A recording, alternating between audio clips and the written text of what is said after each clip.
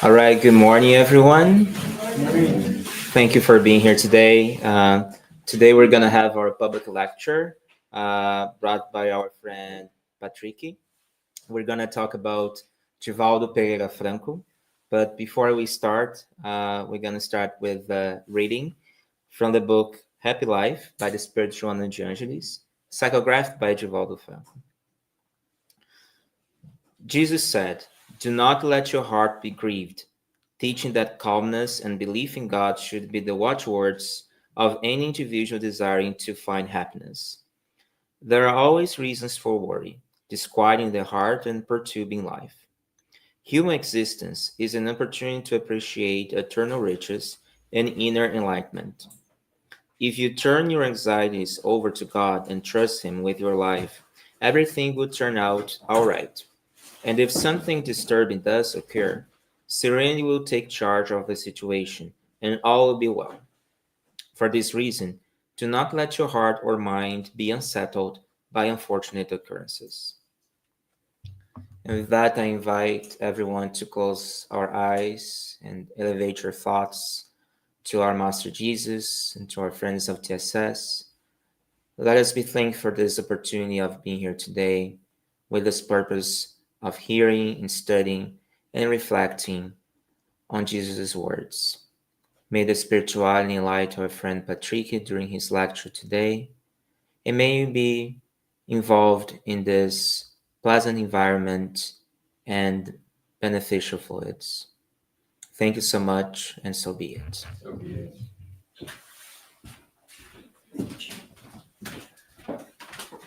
Good morning. Very happy to have everyone here in this last long weekend. I think I said the same thing last time that I gave a lecture, but I think now I am right. Uh, Weather is changing, so let's embrace because winter is coming, right? But so, as many as you may know, um, we have a lot of people and names that are and were very important to spiritists and spiritism, right? Um, Mainly we have Chico Xavier, we have Bezerra de Menezes, Peixotinho, Ivone Pereira do Amaral, Batuíra, Eurípides Barçanufo, and many others. But the last person that was here incarnated with us was Divaldo Pereira Franco. And as many of you guys may know, he disincarnated this May, right? So we decided here at TSS that we would just bring a little bit of his work and everything that he did for us while he was here incarnated, and a bit of the example that he left for us when he was here. So Divaldo was a Brazilian guy. He was a speaker. He was a medium, and he was the 13th of 13 children. So he was the youngest one of all of his entire family. He was son of Ana Alves Franco and Francisco Pereira Franco. And he was born in 1927 in May in Feira de Santana, and that is on the state of Bahia. So he studied when he was very young in a rural school. And for those that are not from Brazil, that is pretty common if you live like inland Brazil, right? Um, and Givaldo, he got his mediumship, or he got the access to the mediumship when he was very, very young, right? So his first contact with the spirits was when he was just 4 years old. And when he was 4 years old, a spirit called Maria Senhorinha came to him because she wanted to give his mother a message. And when Givaldo called the mother and started to say, "Hey, I have here a person that wants to talk to you and give you a message," she could not believe who that was, because mainly that was her mother, right? And her mother disincarnated when she was giving birth to Anna. Anna was Givaldo's mother. So she never met the mother as well, right?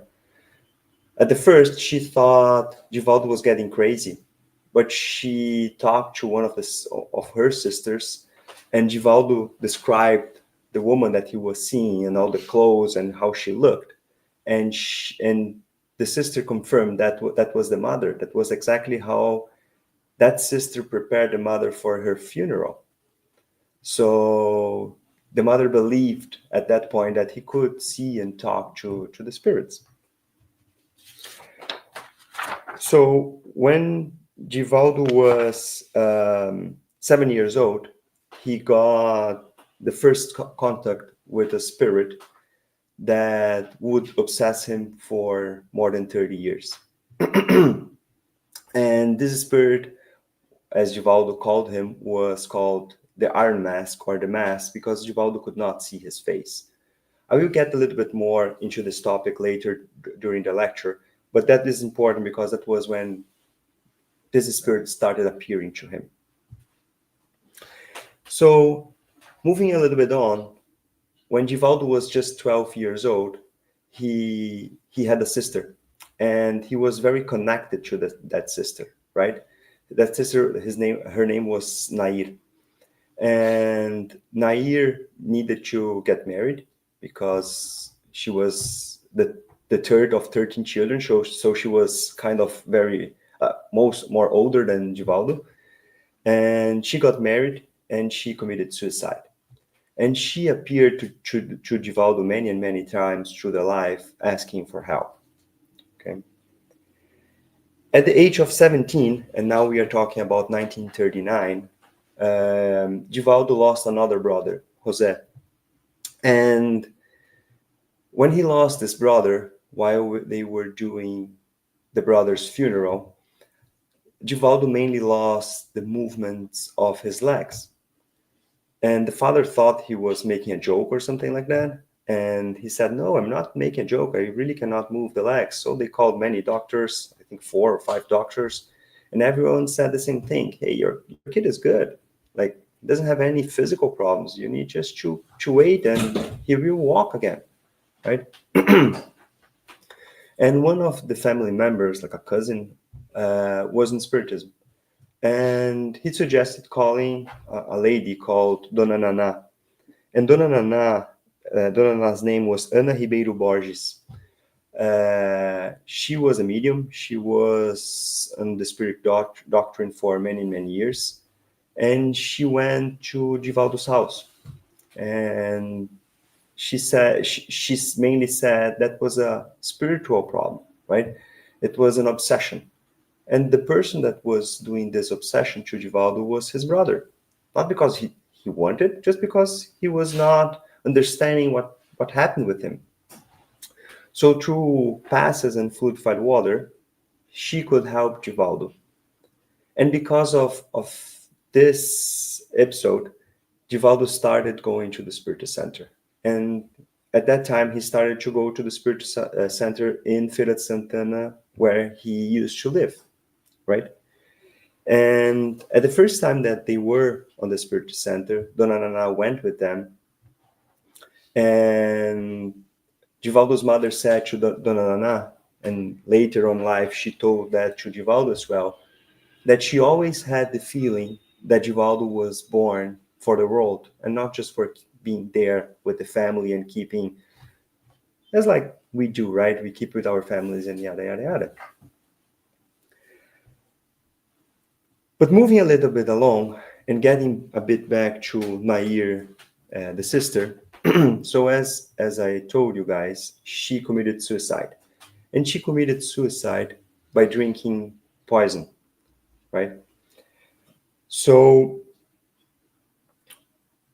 she decided to do that act because after getting married, she moved with her husband to Ilhéus. And Ilhéus is another city. I don't know if it's close to Feira de Santana or not, but in the same state. And she figured out that the husband was having an affair. And at that moment, she understood that that was not, life didn't have any sense for her anymore. So she took the poison. And Givaldo's family at that time, was a very Catholic family. So Anna, that was Divaldo's mother, went to the church to talk to the priest after a week because mainly she wanted to have a mass for the daughter, right? And she asked the priest to do the mass. And that first question that the priest did was, okay, what was the cause of the death, right? And when Anna told that it was suicide, the priest told her, yeah, I cannot do the mass for her because on our belief or on the church's belief, she is already in hell. So it doesn't make any sense, and I cannot go against the church's law. Anna got very upset at that moment, and she promised that she would not come back to the church because she would try to help everyone that committed suicide, right? But moving a bit on, according to Divaldo and many lectures that you can find on YouTube, and when he tells a bit about his story, her sister suffered for 33 years for the act that she committed on the Umbral and other places, right? And after his mother passed, one day she appeared to him and said, hey, G, um, your sister is coming back. She will reincarnate because she needs to complete the time that she had left in her previous incarnation. But she will come with a lot of health problems, mainly on the mouth and on the throat because of the poison that she drank. And you will meet her, but more than that, you will take care of her and you will help her to go through that period. So a couple of years later, after that message, a baby was left at the Mansão do Caminho. And when Givaldo got that baby, he saw that the baby had a problem on the mouth and on the throat. And the spirits, at the same time that he saw that, told him, hey, that is your sister, that is Nair, right? And funny enough, the baby's name was Nair again. So Givaldo took care of that baby. And while she was pretty young, at the age of 4 or 5, she always called Givaldo Gigi. And a funny story is that the only person in the entire life that called him Gigi was his sister Nair on the first incarnation, right? So on the second incarnation, she called him the same, exactly the same. And she had kind of the knowledge that she was there for a second time, because many and many times she told him that, hey, I am that Nair, but not this Nair, the other one, right? So both of them knew and had this knowledge about her incarnation. So after 10, 11 years, she passed away because of the diseases that she got from the suicide that she committed on the first incarnation. And a couple of years later, Givaldo's mother came again and said, hey, Givaldo, your sister is coming back again. But this time, you will know her, but you should not interfere on her life, right? And that was the case. So Givaldo met her. He knew who she was, but he never interacted or had a real relationship or contact with her. And for what we know, she is still alive. So I don't have that information, who she is, or I don't think he even told anyone about who she is or not, right? But getting back to Givaldo's story, in 1945, at the age of 18, Givaldo moved to Salvador. And this move that he did had mainly two reasons. First, he wanted to get a job. And second, he was moving to Dona Nana's house because he wanted to study more spiritism as well. And he wanted to be near her and go to the Spirit Center that she went. So he got a job at insurance company, a big insurance company back in Brazil called Sul America. He worked there for 15 days and he got fired. And he got fired not because of his work or anything else, just because the company needed to fire someone and they fired the new ones, right? And for what he tells, he got pretty mad at that time because of that. But he moved on, and Dona Nana helped him to find another job. So he started giving lectures in a typing school. And as we already know, there are no coincidences, right?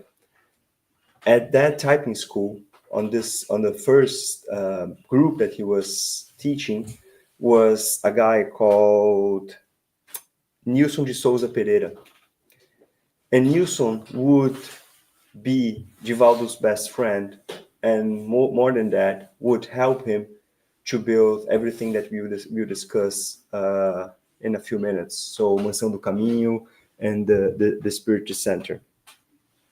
But just to finish that part of what Divaldo did for work, a few years later, Divaldo took a test to be a public servant, and he passed. And he worked until his retirement at the Pension and Assistance Institute of the state of the Bahia state, right?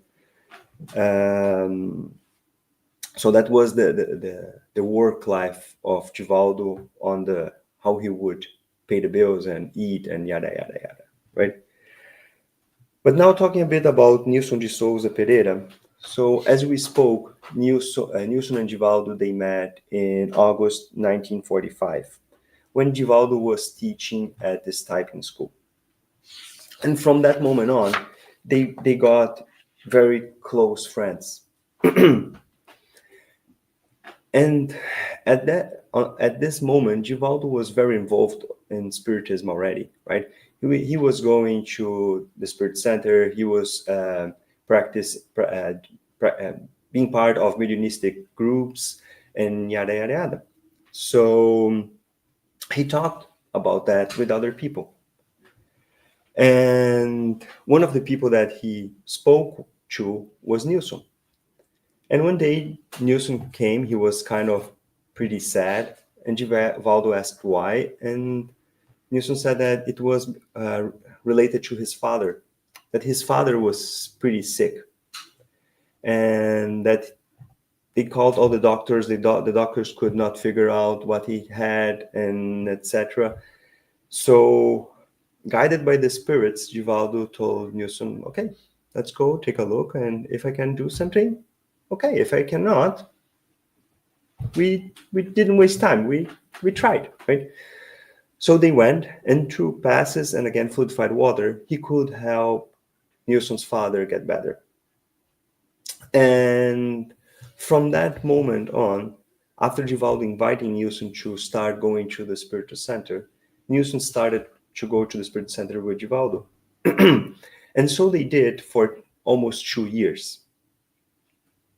So in 1947, they founded together the spirit center called Hidden Sun. And later, in 1952, they founded as well the Mansão do Caminho. And we will talk a bit about both in a few minutes. But Nilson, as well as Givaldo, they were granted with the world peace ambassadors by the Ambassade Universelle pour la Paz. And I hope I said that correctly. No? Okay. Yeah. Yeah, I practice, guys. Good try. I tried, yeah. And they are affiliated with the UN. So that tells a bit about the work that together they would be realizing, or they realized together, right?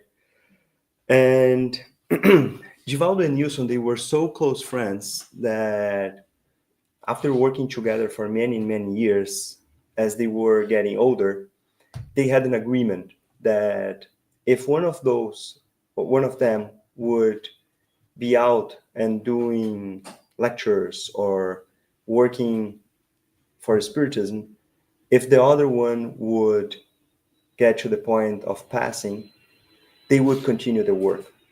Mainly, what they promised each other is that they would follow the gospel, to let the dead bury their dead, right? And that was exactly what happened in 2013 when Divaldo was in São Carlos, in São Paulo.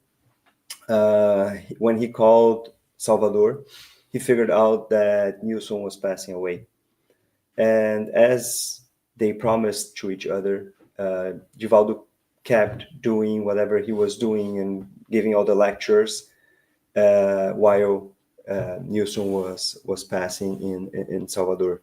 Later, of course, when he came back to Salvador, he went to the place where the friend was buried, um, and of course, in spirit, they had many many talks, right? But moving a little bit along on Givaldo's life, as many as you may know, Givaldo had a mentor, right? And this mentor was Joana de Angelis. And the first time that Givaldo got in contact with his mentor was when he was very, very young.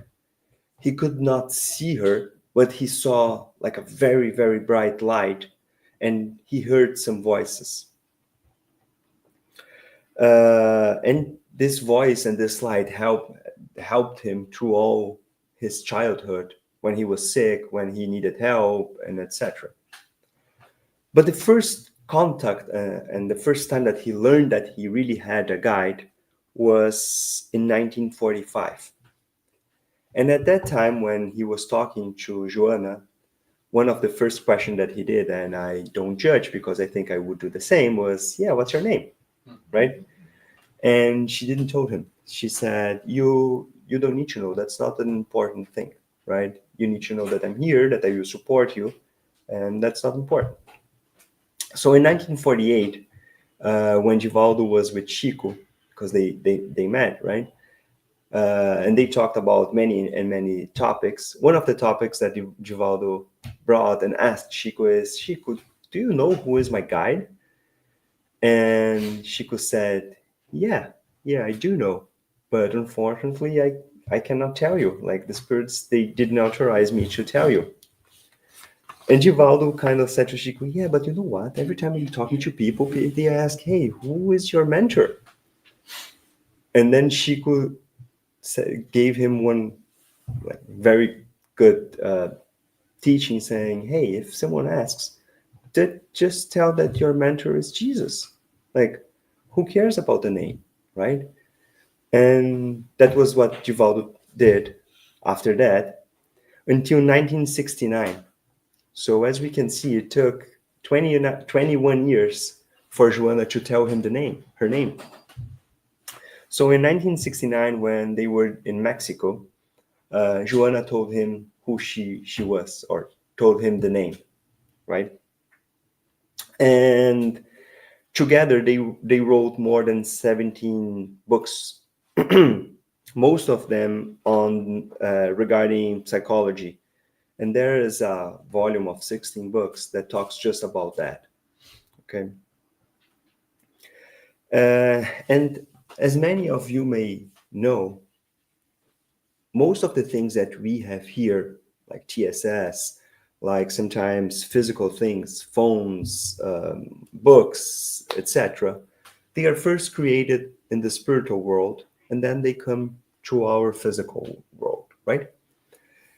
So Joanna was responsible to design the spirit center that they founded together. So that when I say they, is Divaldo and Nilson, and the project Mansão do Caminho. So she designed all of that, and she got the help or assistance of Francisco de Assis. Sorry, I just forgot to get that name in English. But yeah, Francis of Assisi. thank you.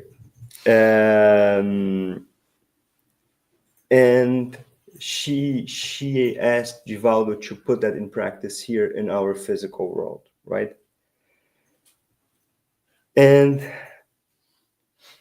as we spiritists know, there's no importance of knowing who we were in other incarnations, or because mainly that is a thing that will not add anything on our lives, right? But Joanna told Divaldo who she was in previous incarnations, and I brought just the two last incarnations because mainly I think it is interesting. So, on the last incarnation, that was between 1761 and 1822, she was Sister Joana Angélica de Jesus, and she was a martyr in the Brazilian independence. And the incarnation before that, she was Sor Juana Inés de la Cruz between 1651 and 1695.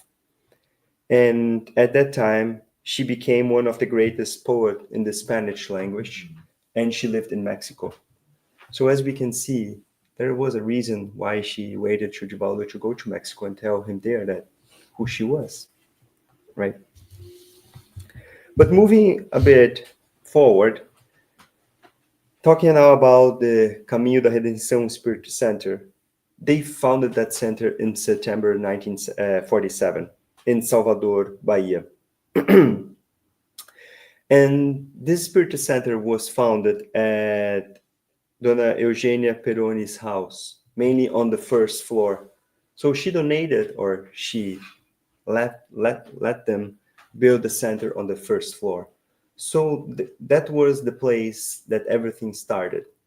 They started doing mediumistic meetings there, public lectures, fraternal assistance, food distributions for who was more in need, and even the Mansão do Caminho that we will talk now started there. So the Mansão do Caminho, and I think for me when I was preparing the lecture, and kind of Divaldo is pretty famous in the spirit for this as a spiritist, right? But I didn't know a lot about his work, and I knew that Mansão do Caminho was huge, but I didn't know the impact that it had in the society at that time, right? If we think what you guys could do with love and hard work is kind of very, very impressive. It is considered one of the largest social works in Brazil until nowadays. And as I said, it was founded in August 1952 in Salvador. And it started the work on the same address at the Spiritist Center Redenção. And after some years of work, that house that was big started to get small.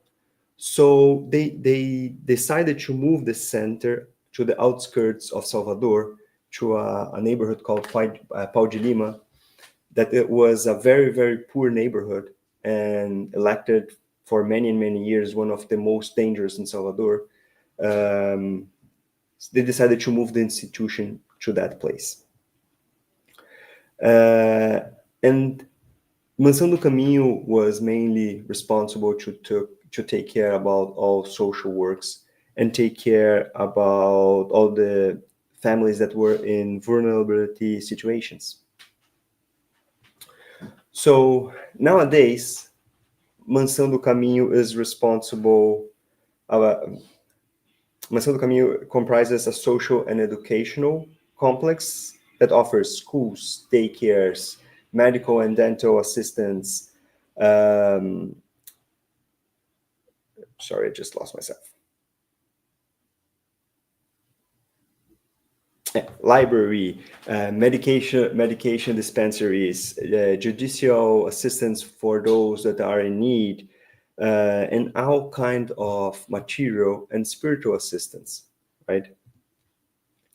From the early days, what they did in the Mansão do Caminho was that Divaldo and Nilson started adopting kids, right?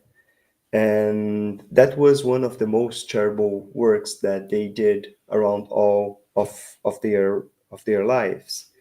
At that time in Brazil, that there was no clear path for adoption. So most of the adoptions, they were just, you got the kid, you took it to your house, and that was it. The kid was yours, right? And the state was not taking responsibility as well for those kids, right? So both of them together, they adopted 685 children that lived and grew up at that place. Um, so they were like father figures for these kids, right? And they had what they called chias in English ounce, and I think that's pretty strange because in English that doesn't make any sense. But in Brazil we call when you're a kid and you don't know the other person, tios and chias, like aunts and uncles, right? And these women's, they were responsible of taking care and checking if the kids they had food, if they had clean clothes, if they were studying, if they needed some assistance for study, for talk or whatever that was. Mainly they were their mothers, right? And this aunts, they had some of those that lived at the Mansão do Caminho, and they were there every day. And there were some of those that were from the richer part of the society that came frequently to help as well. So in the 1990s, they closed that part of adopting the children, mainly because regulation in Brazil changed as well, right? It was more a clear path. In all these houses, they had more than 20 houses where the kids were sleeping. They became to help in other ways, again, with schools, with whatever the society and the neighborhood needed, right? And one very impressive number is that nowadays, so every day, Mansão do Caminho helps 5,000 people. Uh, so I go back to what I said in the beginning. It is kind of very, very, very impressive what they did together, and the social work that they have there, happening there. If you guys want, you can check it out on YouTube. They have a website. It's worth. So talking a little bit more about the children adoption, as I said, Divaldo and Nilsson, they provided everything that the kids needed, right? They took responsibility legally and for healthcare, etc. And Divaldo, he was usually putting the kids under his name. So he was saying, I am the father. So he went to the notary and said, I am the father, right? And there's a funny story about Divaldo from one of the kids that he adopted. So one of the kids was just left at the door of Mansão do Caminho. They got the kid, they treated the kid, gave food because the kid was very thin. They cleaned the kid, and Divaldo got the kid in the arms and run to the notary. And that's a thing that I do not know how it works here. But in Brazil, when you're registering a kid, you need to go to the notary, right? So he ran to the notary, and just a parenthesis here. If you never saw Divaldo is a white guy like us. And the kid was a black kid. So he went to the notary with the kid in the arm, said, hey, I came here and I want to register my kid. And the notary guy looked at the kid and said, yeah, we know. And he said, no, I'm here. I want to register the kid. He was like, okay, what's the father's name? Divaldo Pereira Franco. Okay, perfect. What is the kid's name? Jaguaraçu Pereira Franco.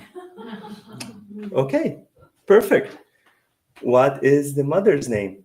And Divaldo said, like, there's no mother. And the notary guy said, what? There's no way. Divaldo said, yeah, no, there's no mother. And the notary guy said, hey, Divaldo, I saw many things in my life. Like many mothers that do not know who the father is. But if you understand a little bit of biology, you need to know that the father always needs to know who the mother is. Like there's no way, right? And they keep going back and forth until one spirit appeared to Divaldo and said, "Hey, Divaldo, you know what? Just use my name." And this spirit was Alta de Souza. And Alta de Souza, for those that are not from Brazil, she is a poet, a very, very famous poet from Rio Grande do Norte. Of course, she passed away at that time. And the guy of the notary said, "Yeah, you know what? Yeah, I would just put it like this name is, of course, it's not her, right?" And then that he did with many and many and many other kids. So every kid that he got, he added under his name. So he considered every kid that he adopted as his own kids, right?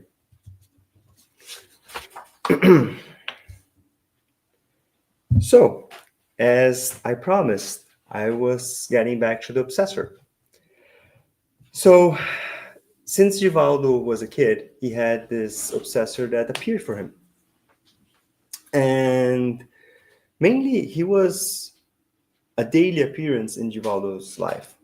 Whatever Givaldo was doing, he was um, working, he was doing a lecture, he was whatever he was doing once a day at least the spirit appeared to him, right? And Givaldo said once that he was giving a lecture, everyone was in silence, someone was yelling at the back, and he said, "Wow, my God, that never happened." That was also the spirit, right? So Givaldo got used to having the spirit there every day with him. So after 30 years, the spirit got to Givaldo and said, "Hey, you know what? You won me by patience. Like, I'm not arguing with you anymore. I will just leave, and but don't worry, I will come back." So and so he did. So on the next day, um, and I don't know if you guys already had the opportunity to watch a Givaldo lecture, but he's a very funny guy, right? He makes jokes about everything. And one of his lectures, he made a joke saying that on the next day when he woke up, he went through the day, and by the end of the day, he was like, kind of a miss something, like something is wrong. And then he realized that he was missing the obsessor. And at that moment, he said, "You know what? The obsessor was for me kind of a moral compass because I knew that I needed to pay attention in every act that I was doing in my day. Because if I missed something, he would get and said, 'Ha, now I got you,' right?" But anyway, as the obsessor promised, he stayed many and many years without appearing. And then one day, Givaldo was working at his office at Mansão do Capinho, and the security guard at the gate called him and said, "Hey, Givaldo, we have a kid here." And Givaldo went down, he got the kid in the arms, and while he was coming in to the Mansão do Caminho and mainly almost reaching the main building of what they call the main building, the obsessor appeared to him and added his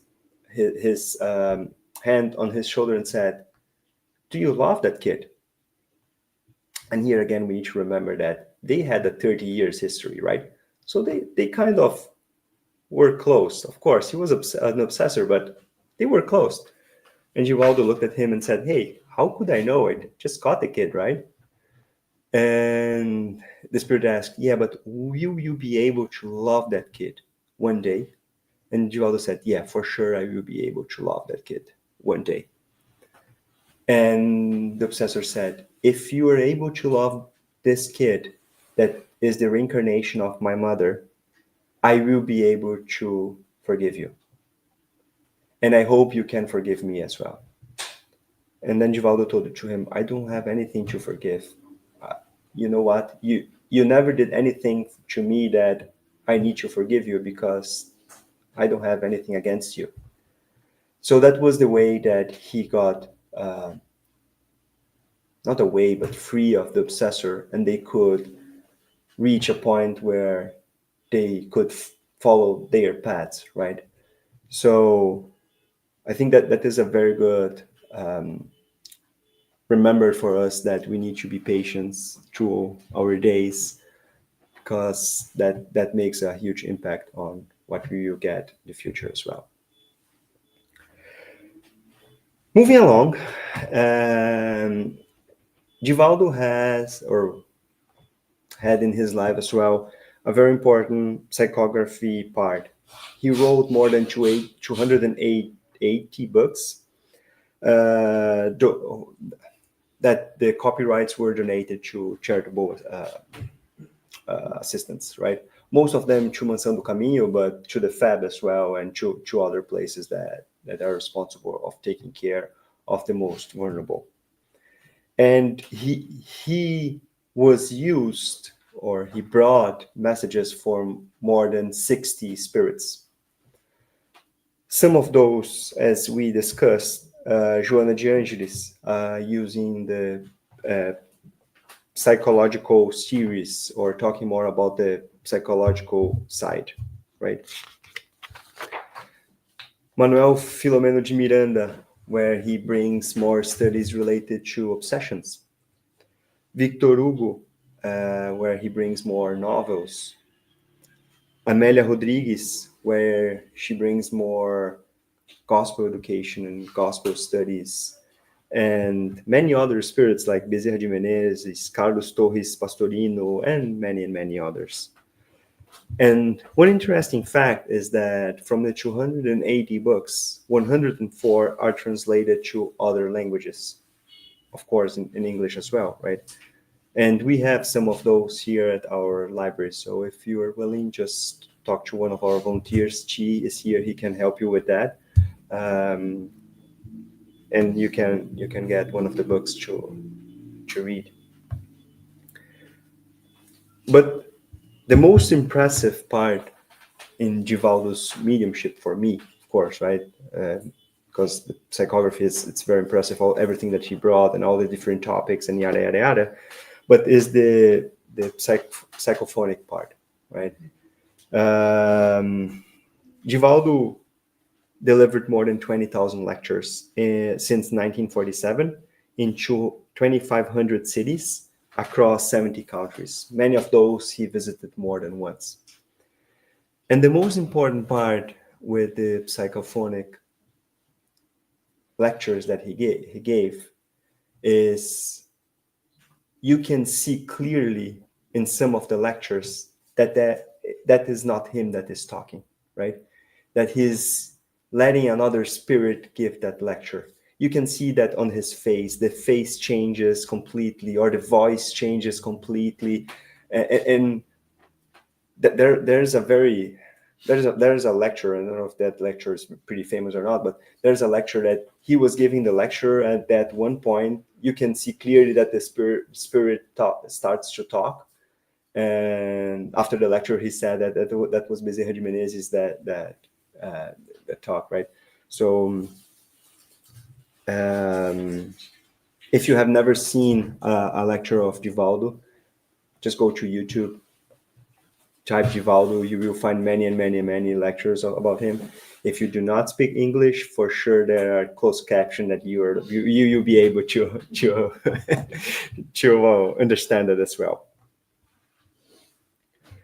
And one very interesting thing, as I mentioned in the beginning, is there are no coincidences, right? And this week we had in our studies here on Wednesday and on Thursday, two different topics that kind of relate a bit with the lecture of today.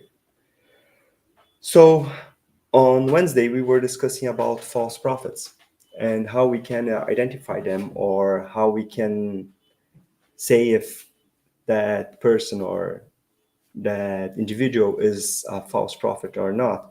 And I don't want to raise a discussion here. I'm not saying that Divaldo was a prophet or not, but about everything that he said, about everything that he taught us, we can see that he for sure is a Jesus follower, right? He practiced, and you could see that everything that he said and told us was exactly what he was doing on his life.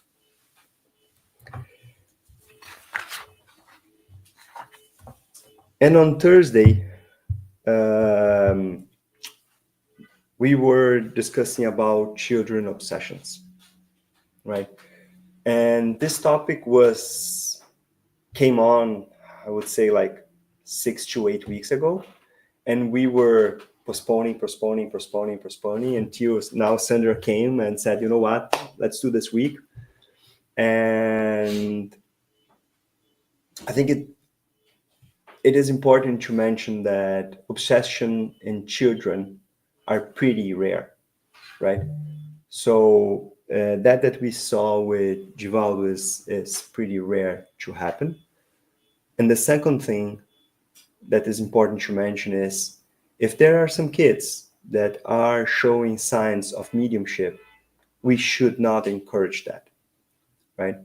We should ask for God's help or the good spirits to guide that kid through the moment. If that does not work, come and do a fraternal assistance, but do not encourage that as well. As we saw with Divaldo, even the good spirits, they appeared to him, but they never encouraged him to practice mediumship while he was a kid, right? It started after he got an adult. So a little bit about what Divaldo told us. He told us to be more charitable, to think on others, right? He told us about love, about real love. Well, no, it doesn't, there's no importance who the other person is. We should love the other person or try to do our best on loving others. We need to be patient. And I think there is no better example as with the obsessor. Like it was like a 30, 40 years experience, right? And we need to have compassion. So I think we as spiritists, we need to be very thankful, or we as in the entire world, perhaps you are not a spiritist, but you like his work and you like what he did, right? We need to be thankful for having that example in our lives and try to learn a bit and do the best that we can for everything that he left to us. Okay, thank you.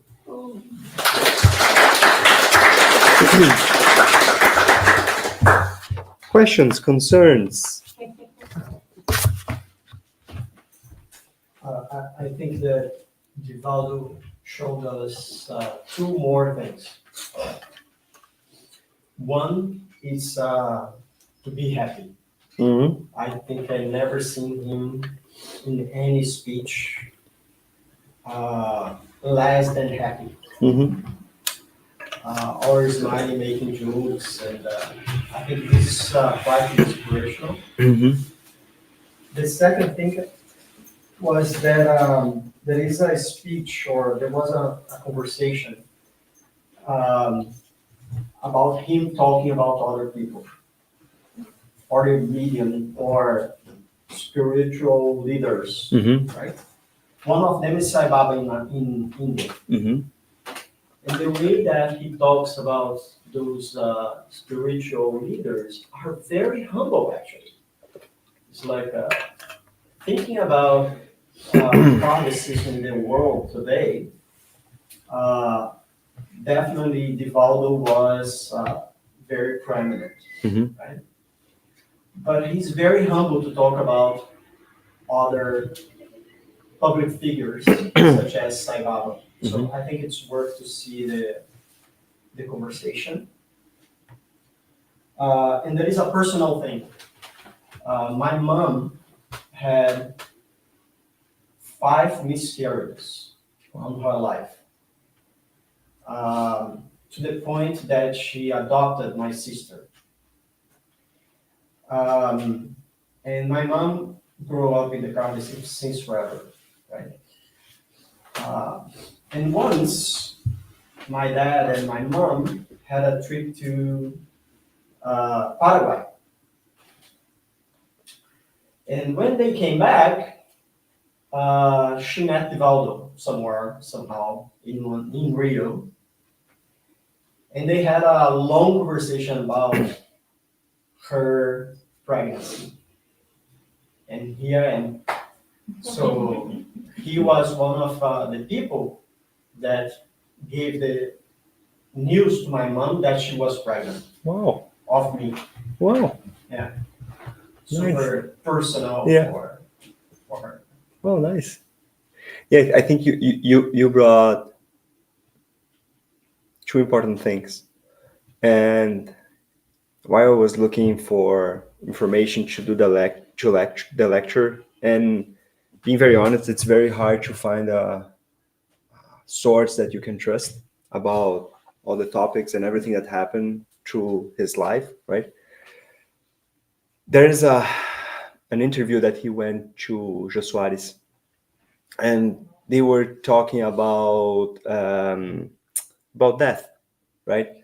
And Jô Soares gave the example of Chico when he was in the airplane and the airplane was moving. This is a very famous story, right? And that Chico said, "I'm not afraid of dying. I just don't want to die," right? And the question to Divaldo was exactly that. Like, are you afraid of dying? And he was like, again, no, I'm not afraid of dying. I'm very happy of being alive, right? I love being alive, right? If I need to die, yeah, why not? Okay, I can accept that. But please leave me here for another couple of years, and I promise I will try to do my best. So yeah, he was always happy and he was always smiling, right? I think his happiness came from just being breathing and being here, able to do whatever he was doing, right? And the other topic I just forgot, so I can bring it later to you. Interesting, Divaldo came to TSS Oh yeah. 2 years ago. Yep. I believe the speech, it's online. It's just go to YouTube and take a look. I think it's worth it. Any other comments, questions? No? Yes. Is there a spiritual reason why the Divaldo Franco never married? I don't think there is a spiritual reason or not. Like, I found that question, yes. Like when I was doing the lecture yesterday, there was one of the there was one of the questions, right? But then, on my understanding, there was no point for him to doing that, right? I don't know if he could or he would be able, and that's my personal opinion. I'm not saying anything related to other sources, but if we think there is no point for him to get married, I don't know if he would be able to do all the work that he did if he was, right? Because mainly, if we think if you're married, you kind of have a responsibility of the relationship that you have with that other person. So straightforward answer is no, but that's my personal opinion. Just something to add. Seems like the mention of the way Mação do Caminho Mhm. was the ideal terrestrial model how spiritual colonies works, Mhm. helping each other, bring the sense of community, education, and assistance to everyone, and just materialize it here and giving this as an example to all of us, right? Mhm. Yeah. That was great. Thank you very much for the lecture. Perfect. G. No, it's you. Oh, I know. That's not needed for me. Okay, so thank everyone who participated. Thank everyone online. We're gonna close now. We're gonna go to our passes.